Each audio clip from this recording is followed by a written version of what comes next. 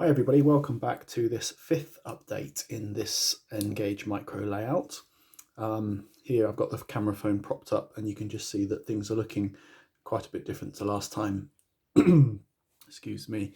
So the biggest change that I've put in place, which I'm very pleased with, is I found a free sky photo on the internet, and I printed this out and I've used 4 of them to create the back scene. One here on the side, and then 1, 2, 3 here, just long enough to create all the way the full width across there.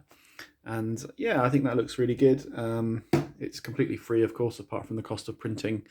And I reversed the picture here so that you don't sort of get a break in the cloud. But I think I got away with that quite well. I think that looks quite good. So I put that at the right height so that it's just above the level of the retaining wall. As I say, using 1 here and then 1, 2, 3 there. And that's, I think, been quite effective. The next thing I've done is completed the arched wall kits. I started off on this side. You saw that was in place last time. And then I started off on this side here. And I just worked my way through, really. So I've used a combination of just normal arches and also using some of the workshop under the arches kits as well. And I'm really pleased with how that looks. I just have a little bit of finishing off to do, like I need to put in place a piece there. And I've noticed that this is not straight here and there's a gap, so I just need to touch up that, etc. But yeah, I'm really pleased with how that's looking. And of course, it's now hidden the fact that this is an oval of track, as it will disappear in the tunnel that side and come out there. I do also need to do some work around here so that you obviously can't see into the back of the tunnel. So I'm going to need to sort of put in place some brick papers and things like that to sort that out.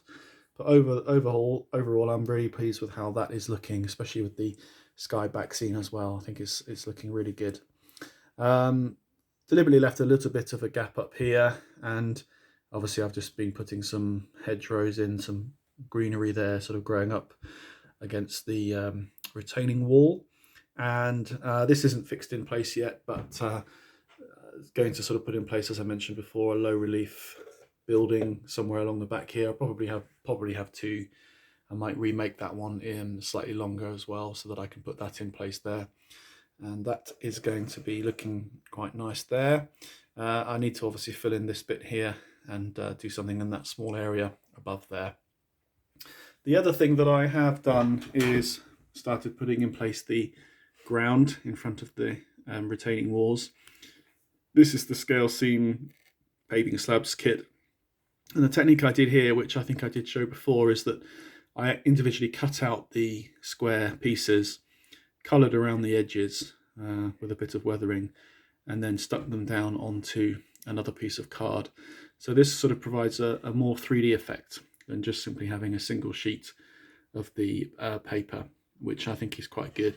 And I will do some more weathering and some grass infills along here when I'm a little bit more finished. But for the time being, you can see that that's having quite a nice 3D effect in front of the arches. So that is a quick update for you. It's obviously looking quite different to how it did before, and you can really start to see how this small layout is now going to be looking when it's finished.